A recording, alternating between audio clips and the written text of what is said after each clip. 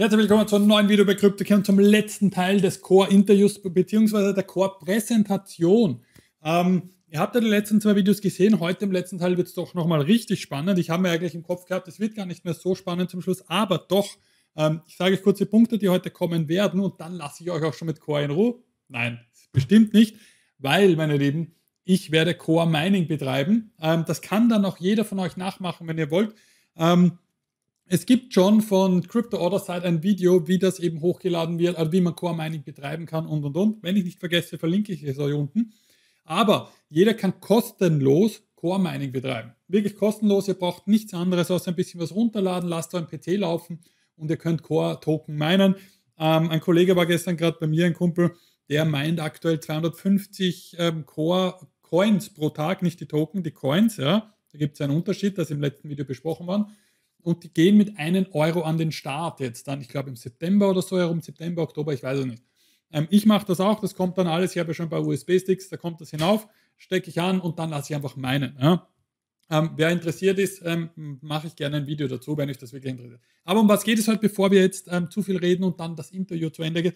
Heute, wie Core alle die Menschen auf der Welt verbinden soll. Es ist was sehr, sehr tiefgründiges, was ihr eigentlich jetzt dann bespricht, weil auch in dritte Weltländer soll natürlich immer das sind ja meistens oder sehr oft Leute, Inder, man weiß, die sind in Dubai und in anderen Ländern, um Geld zu verdienen, was sie nach Hause schicken können, oder Pakistani und, ja, weil sie zu Hause gar keine Arbeit haben. Und das ist einfach so ein Hintergedanke. Sie sollen verbunden bleiben mit der Familie zum Beispiel. Ja. Dann geht nochmal darum, warum wird das Wi-Fi benötigt? Ihr habt überall die Timestamps drinnen oder eine Antenne, das erklärt er nochmal sehr, sehr gut. Warum die Verbindungen, die hier herrschen, sicher vor fremden Eingriffen sind. Wie das Mesh Netzwerk im Detail funktioniert, ob eine Regierung das aufhalten oder verbieten kann, das wird sehr spannend, schaut euch das an. Dann eben TokTokey, das ist Amazon auf Steroide, wenn man das so nennen will, schaut euch das an. Die Ping Exchange, die Trading- und Wechsel-Exchange erklärt, wo auch ihr dann eure Token tauschen könnt, verkaufen könnt, neue kaufen könnt und. Und es wird eben live nochmal TokTokey ein Produkt live gescannt, damit ihr seht, wie das aussieht. Aber Schluss jetzt, geht es gleich weiter mit dem Interview. Es geht gleich los, schließt direkt dort an, wo das letzte aufgehört hat und es geht halt durchgehend weiter. But basically what we do is that individual now has a form of identification that they can now say, well, okay, I would like to, you know, rent something or do something, and they can participate. And this is one of the things that we're really focused on is going into rural areas, providing these people this type of solution, not just on digital identity, but also on connectivity and things like this. An important thing to mention, which is why we are proof of distributed efficiency, it costs $2.9, so $2.90 per day for a family of 4 to eat in a rural area in, let's say, for example, Africa, or we have a look at South America or other places, you know, that's really rural and poverty stricken. This device earns 7 to 12 coins per day right now at this moment in time. Ask yourself what difference that would make in a rural area person's life. Apart from that, you give them connectivity. You allow them to self-grow. You allow them to self-educate. They can actually participate in education. They can communicate. How many people, when you've gone in a city, Vienna, New York, Paris, you know, wherever, you get into a taxi or you get into some place and there's someone from some other country and their family is in another country. They should be able to speak to their parents, to their brothers, their sisters, their children, their whatever, and they should be able to do it for free. That's why connectivity and communication should be a human right, because this allows you to be inclusive. This allows you to participate in everything. And this is actually the main vision. This is like one of the philanthropic sides. This was the vision that we had from day one when we built this company. It was to make that difference. It's not about money, it's not about coins, it's not about anything. It's about making that difference. It's about including that. And this is what we are all for. This is what we really stand for. And to be able to do that.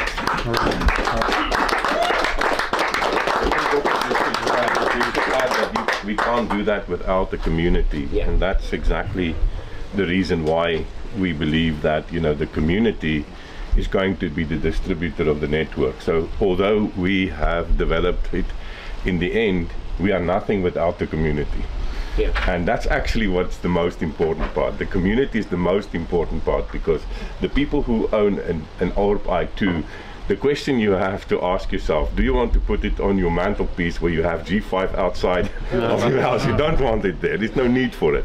But if you will send it to some place which is going to be important, and we will come with a very beautiful program, and of course with our fantastic, great team of Social Swap, we're really, really so proud to be part of you, and where we know your focus is as much as our focus, and that your own view is also that. With Luna, we are starting to deploying in Bratislava and also reach other places, because we have the reach up to 200 kilometers. Then we can reach Vienna and other places, and we will start covering the Europe side, and then we will deploy any places, and it will be open hardware, and everybody can build their own and deploy in their own environment. So before we go to any further applications and use cases, I'd want to ask if there's anyone that has any question about connectivity, digital identity, and mining, or anything like this. Is there anyone? When Lambo? When Lambo? When Moon, sir? Moon? Where to buy house? Where? Caribbean? Maldives? There's this one guy. Who is this guy? Also es gibt ja eine Frage, die in den Videos ja auch in meinem Video gestellt wurde, was auch in den anderen Videos eben gezeigt wurde.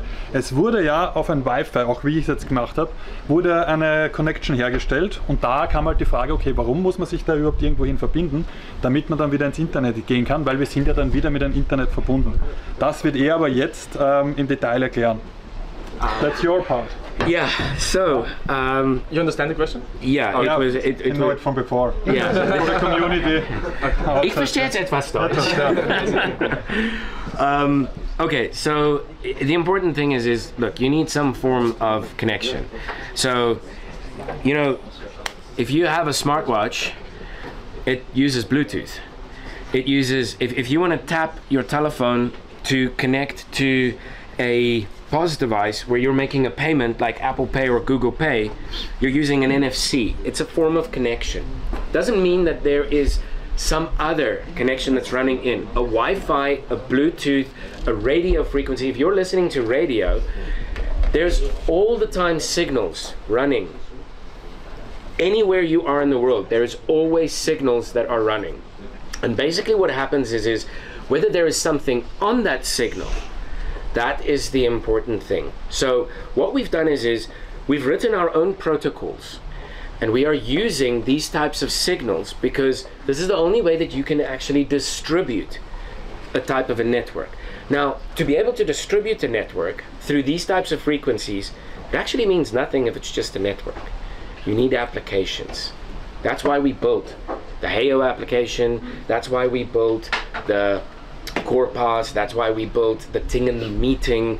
That's why we built TokTokey. All these types of things, because that underlying facet of making this a success is we can't charge for the connectivity, and we will never charge for it, because the connectivity is what is important. For you to be able to use the Heyo application, we're not going to charge anything for that, because that is not our philosophy. What we want to do is specifically stream this type of application for people to be able to participate in the network, and that gives it a real use case. So using Wi-Fi and using Bluetooth is only the means for you to connect to something. You know, very simplistic. Anyone that wants to try and understand that, go to your router, or where, I don't know what your service provider would be, unplug the network cable and just let it sit there and connect to the Wi-Fi. You'll be able to see your Wi-Fi, but you will not be able to connect to the internet, because that is also a Wi-Fi mechanism. The only difference is that this is built using other types of frequencies, and it is a peer-to-peer topology. That Wi-Fi that you're using there is not a peer-to-peer topology.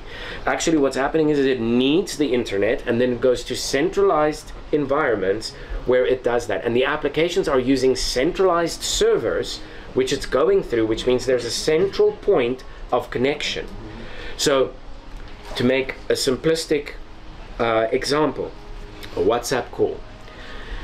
If I want to phone Rastislav, basically what's going to happen, actually I should correct that. If I want to phone Alex, yeah, right, got it right this time. So if I want to phone Alex, then with WhatsApp I have his telephone number, but for me to phone him, actually what happens is you create a room, and that room's actually in a server. So what happens is I go in there, he's always connected to this server. So, because this is what's opening up the streams. So I will find him in the server, we'll create the room, and I can do the connection, and that's how I can phone him. In our case, there is no server. There's nothing.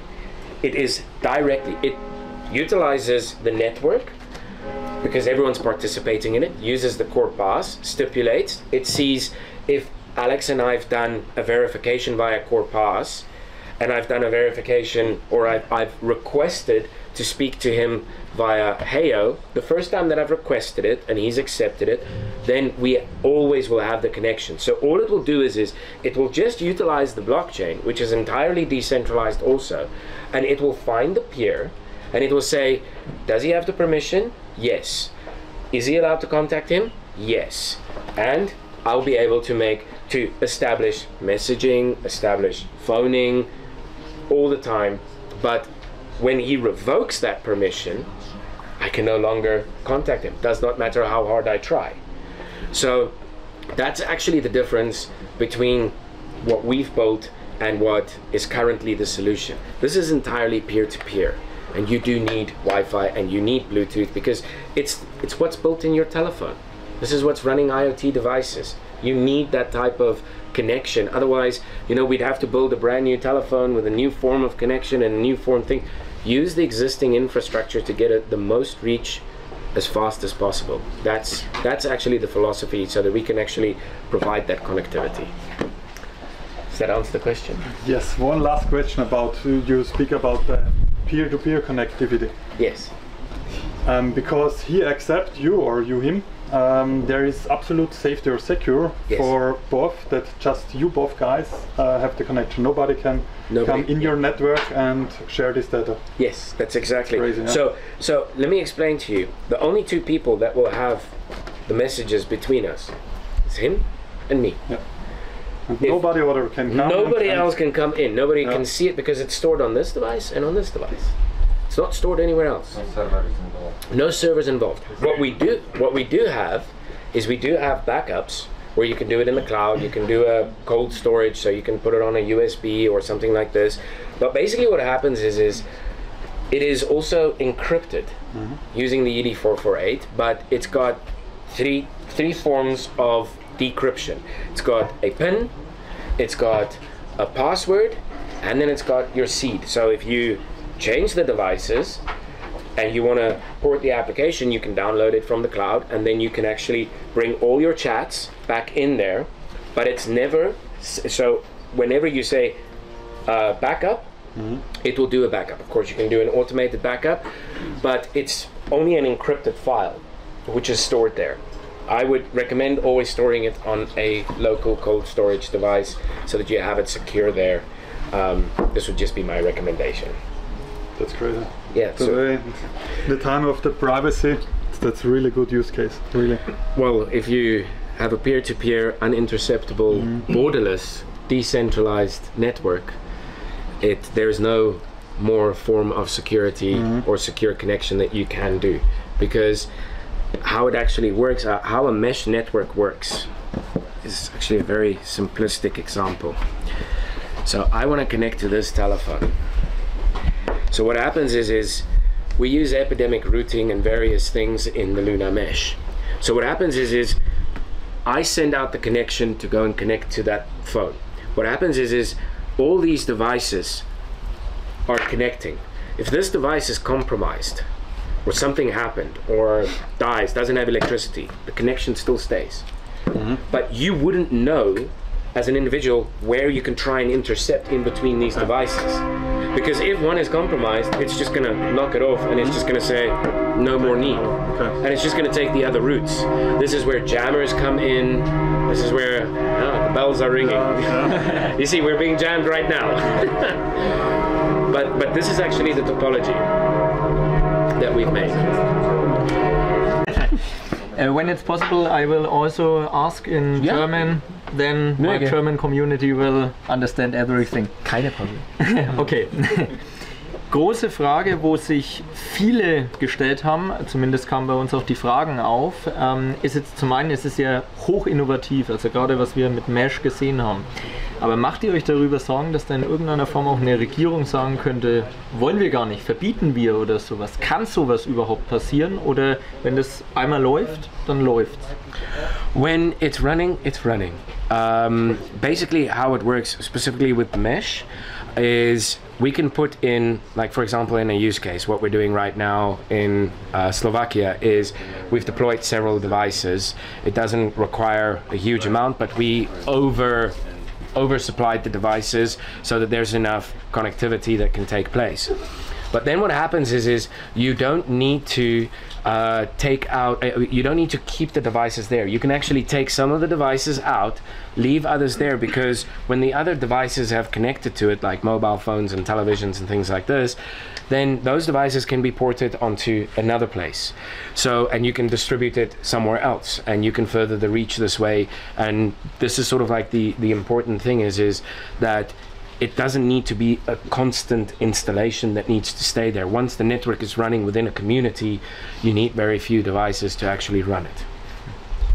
Und es gibt keinen zentralen Punkt und das ist dann eben auch genau deswegen kann man es nicht mehr stoppen. And once it's deployed, it's deployed. You can't stop it. It's borderless, it's uninterceptable, it's unstoppable.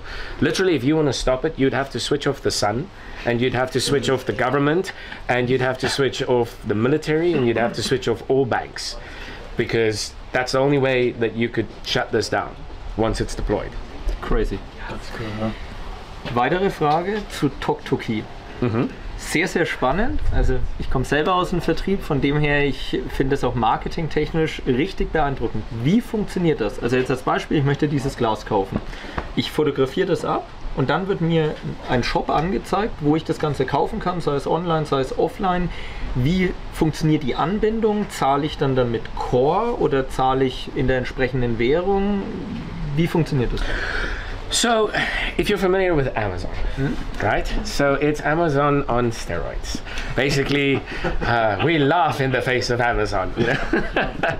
But actually, what we've done is it's a platform where it's decentralized and borderless e-commerce platform. You can create your own stores, you can upload your own products, and then what you can do is you can then actually go and define if you're a YouTuber like you and you have sponsored equipment or sponsored clothing. You can actually put all those products, take your own pictures, upload them, link them to the video, or link them to when you're wearing them. It will actually, the AI behind it, because we built our own AI that does this type of recognition. But how it works is it's got content recognition, and this content recognition can either be a video, an image, an audio, or even real time. And I'll showcase that in a few minutes for you, where we can do either a watch or glasses or something like this, and you'll actually be able to see it. Because what we're doing right now is we're training the AI to recognize certain objects.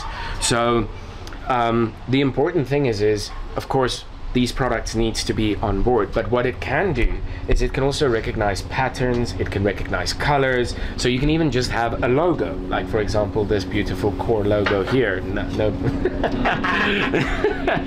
So, but basically you would be able to scan this, it would pick it up, and it can have all the products which are related to this. So whatever you build on how you want to structure your store and what you want to brand it around can be according to that. Now, payment-wise, you don't just need to pay in Core. So let me explain to you, because that would make it centralized actually. So what we've done is we've built in what is called a multi-cart. And this is where you can buy multiple products from multiple merchants in multiple countries, in multiple currencies, with a single transaction. And that works actually in conjunction with Core Pay. And how it works is I can pay in Core, in let's say Core Coin, and you say you want to, I want to say it's not very good that you don't want to accept Core, but let's say you want to accept only US dollars. Then what happens is you can define in the store that you've created what are the currencies that you want to accept. It gets automatically exchanged and you receive that currency in 42 seconds.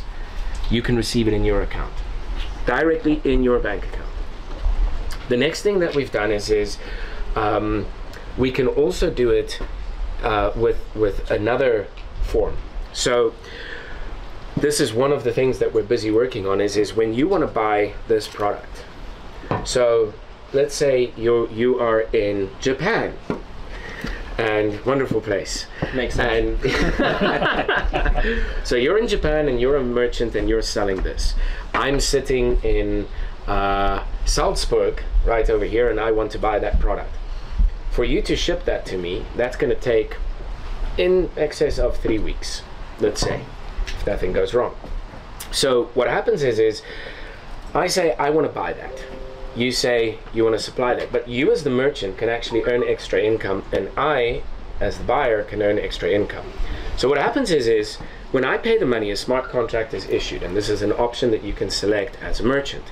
You can say, let's stake the money, the product, and you got to give the shipping documents. Everything gets uploaded into the smart contract. We digitize it and put it into a token. Now, does that value ever fluctuate? No. It's the most stable commodity and backing that you can actually put behind a stable token.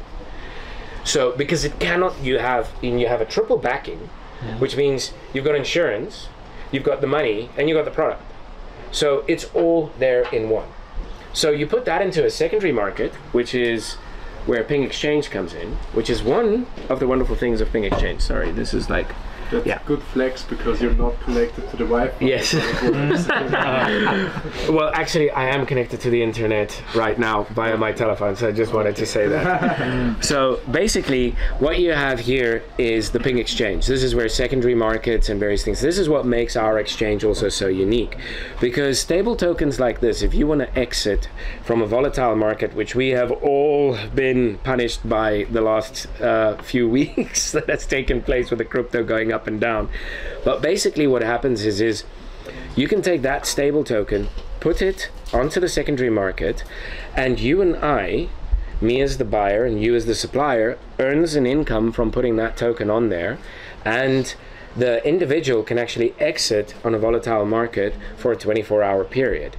So they know that the value that they've exited is fully backed, it's fully tangible, and they can exit back into a market when they want to trade at a fraction of the current costs of what it is to exit into fiat or into another type of environment where you know there's stability. So that's one of the things, and that's how we also generate an income for people that are actually shopping on the platform itself of TokTokey. And that's just some of the features that we have. We have multiple others that I can actually discuss. If you want to see a scan taking place, then I think I have TokTokey on here, if I'm not mistaken. Yeah, here it is, mobile application. So, yeah, we can do any watch. Do you have a watch? No. We have a watch over there. We have a nice watch over there. So here's actually the platform, and here you can actually see multiple products which have been uploaded. These are from different types of merchants. So you have, for example, your card, you have your account, and here we can actually go and scan it. Now we're going to take this watch, and I'm going to scan this watch, and there you see. So it's not necessary that in the middle of the picture. No, it doesn't. Yeah. Now, just to tell you, okay, we don't have this particular brand, but what it did is it said, okay, there's an iPhone, there's another type of watch, so it picked up different types of watches, which you can actually browse. If it doesn't have this exact beautiful, we won't. Did you already upload your own watch?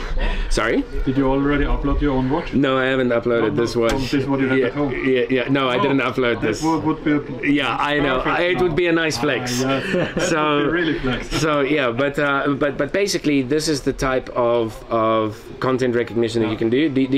Does anyone have like an iPhone or something? Yes. So there you go. We can take the iPhone. I'll try and do it this way.